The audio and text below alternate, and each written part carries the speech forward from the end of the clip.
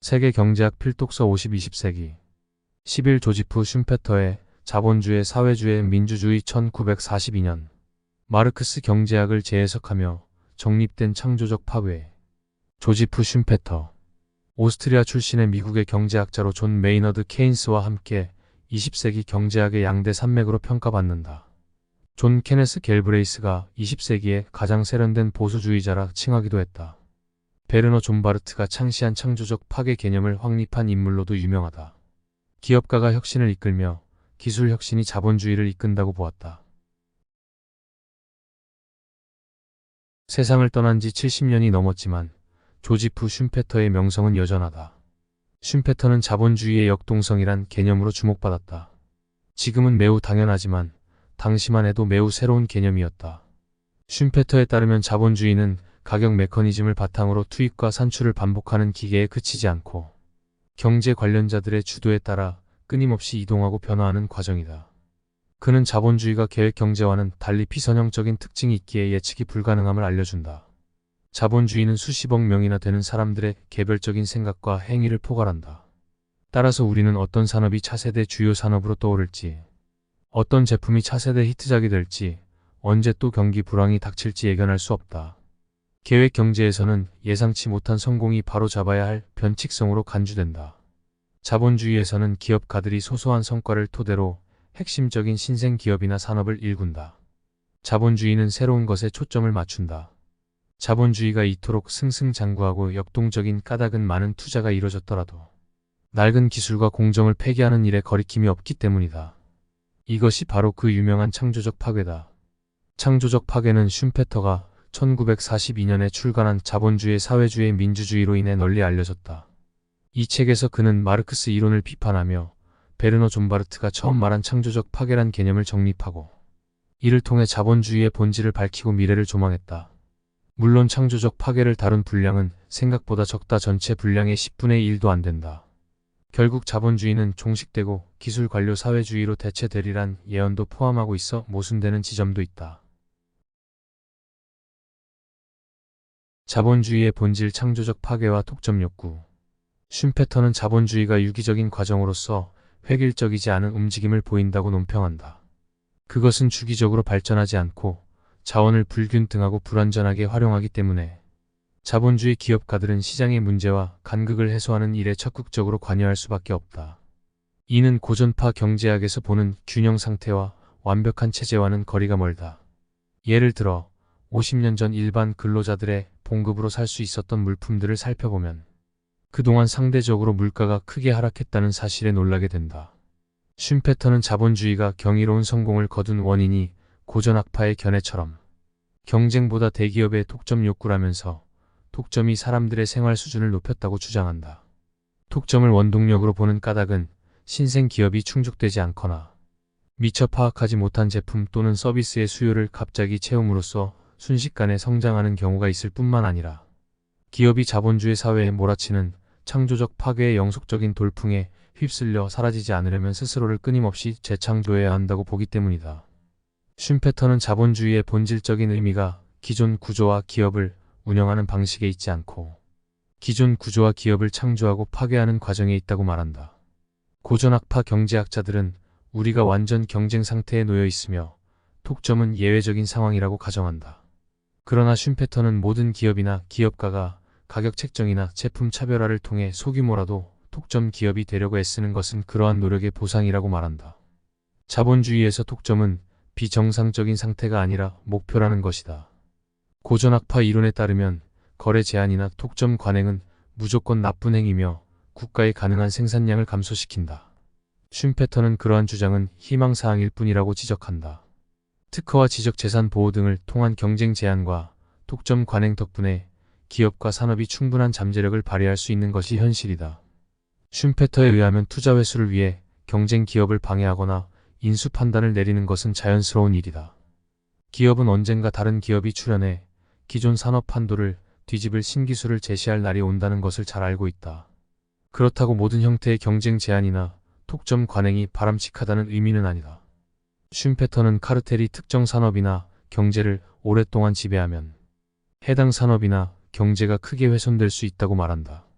쉼페터가 말하고자 하는 바는 독점이 유기적으로 발생하고 더 나은 제품을 만들어 다수에게 보급하는 경우에는 경제에 득이 될 수 있으며 특히 완전 경쟁 체제보다 이롭다는 것이다.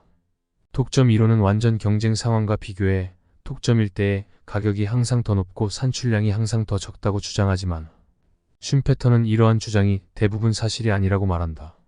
독점 기업은 규모가 더 크고 이윤도 더 많이 내므로 경쟁 체제의 기업에 비해 우월한 생산 수단을 개발하며 공급업체와의 관계에서 더 뛰어난 협상 능력을 발휘할 수 있기 때문이다. 이러한 장점 덕분에 경쟁 시장에 비해 더 많은 제품을 더 낮은 가격에 제공할 수 있다. 쉼페터에 따르면 기업이 독점적인 지위를 얻으면 멀지 않은 미래의 시장 격변으로부터 보호받을 수 있으며 장기적인 계획을 세울 수 있다는 점에서 유리하다. 쉼페터는 좌우간 자본주의에서 진정한 독점 제품이나 원료의 판매자가 하나인 경우 란 매우 희귀하며 경제의 총생산량에 부정적인 영향을 끼칠 정도로 오래 지속되지 못한다고 고찰한다. 따라서 무분별한 트러스트 해체나 거래 제한에 해당하는 것에 무조건적인 처벌이 이롭다는 보편적인 근거는 없다고 말한다. 나아가 특히 제조업에서 독점적인 위치는 기대어 쉴 수 있는 쿠션의 역할을 하지 못한다. 얻을 때와 마찬가지로 기민함과 활력을 발휘해야만 독점적인 위치를 유지할 수 있다고 지적한다. 자본주의 문명. 쉼페터는 자본주의의 힘을 분석하고 난 직후에 갑자기 태도를 바꾸어 책의 나머지 부분을 자본주의의 결함 지적에 할애한다. 그가 판단하기에 자본주의의 결함은 치명적이다. 그는 책의 초반부에서 자본주의가 평범한 근로자의 생활 수준을 크게 향상시켰음에도 호감을 사기 어려운 체제라고 말한다. 자본주의는 합리적이고 실용적인 체제지만 몇백 년에 걸친 봉건적이고 부족적인 사회체제를 무너뜨렸다. 경제적으로 결점이 있다고 해도 개인에게 진정한 삶의 의미와 설 자리를 제공하던 사회체제를 빼앗아간 것이다. 자본주의의 무자비한 논리는 비인간적이며 끊임없는 변화는 불안정성을 만들어낸다. 이는 다시 사회의 혼란을 초래한다. 사회의 원자와 개인화는 결혼제도와 부르주아, 가정의 균열을 일으킨다. 쉼페터는 자본주의에 대한 적의를 드러내는 계층은 마르크스의 희망처럼 근로자가 아니라 자본주의가 도덕적으로 해롭다고 본 중산층 지식인이라고 말한다. 이는 교육의 보편화로 까다로운 지식 노동의 필요에 비해 너무 많은 사람이 교육을 받은 탓도 있다며 교육받은 사람들이 자신의 잠재력을 실현하지 못하면 자본주의 체제에 등을 돌린다는 것이다. 자본주의의 미래. 무너지는 장벽이라는 챕터에서 쉼페터는 사람들의 기본적인 물질적 욕구가 대부분 충족되는 시대를 예언한다. 이러한 시대의 기업가는 아무 할 일이 없다. 쉼페터가 보기에 이때의 영리한 사람이라면 사업이 아니라 다른 활동으로 방향을 전환할 것이다. 이때 발전의 원동력은 과거처럼 개인의 천재성이 아니라 실험실에서 새로운 미래를 창조하는 팀워크다. 쉼페터는 이럴 때 혁신이 일상화되고 경제 발전이 탈개인화 및 자동화하는 양상을 보인다고 주장한다. 위원회와 실험실이 개인의 행위를 대체하는 한편 대기업이 개성적인 기업가들과 그들이 세운 소규모 기업을 흡수해 버린다는 것이다. 쉼페터는 경제 발전이 자동화되면 경제 성장 속도가 원기왕성한 자본주의 시대의 수준을 유지하지 못하리라 보았다.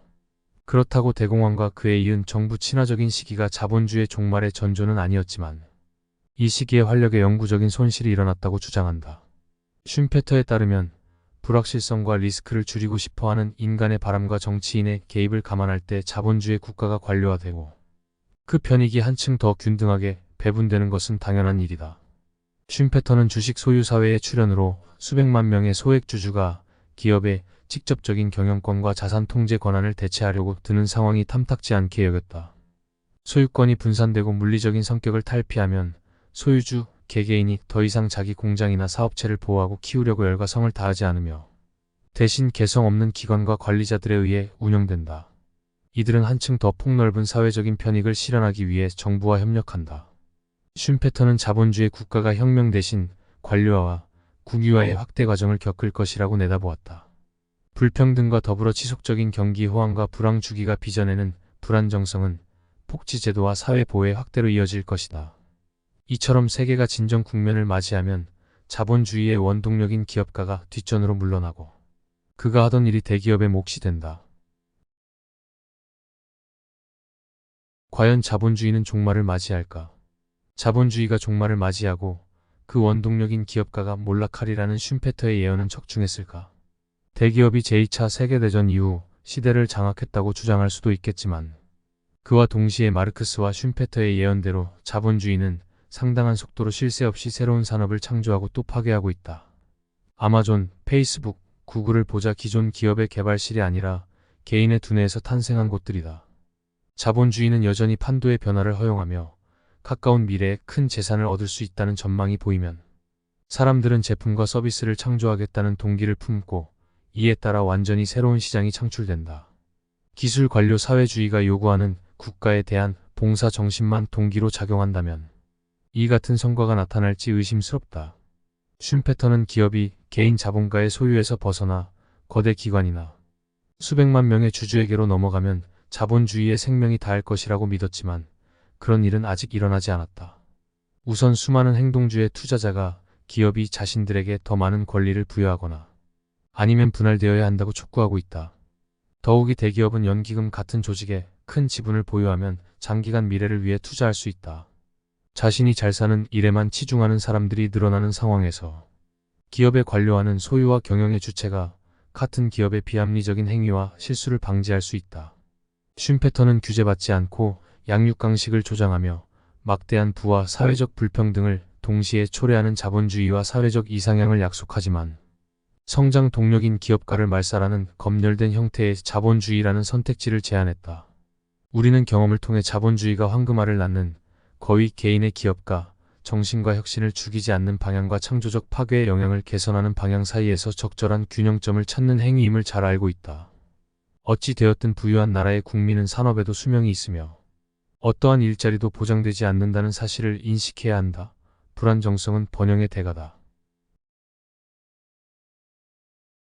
조지프 슌페터 더 알아보기 1883년 오스트리아 헝가리 제국의 영토였던 트리시 현재는 체코의 트르제슈티에서 태어났다.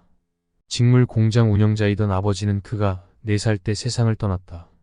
10대 시절 어머니가 귀족 가문의 출신과 재혼함으로써 신분이 상승한 덕에 귀족 자제들만 들어갈 수 있는 테레지아눔에 입학했다. 1900년 테레지아눔을 졸업하고 빈대학교에 입학, 법학과 경제학을 공부했다. 이때 그에게 가장 큰 영향을 준 경제학자 오이겐 폰 벤 바베르크를 만났다. 1906년 동대학교에서 박사학위를 취득하고 그 후 몇 년간 경제 발전의 이론을 비롯한 몇 권의 책을 출판했으며 그라츠 대학의 교수로 임용되었다. 이상으로 조지프 슌페터의 자본주의 사회주의 민주주의였습니다.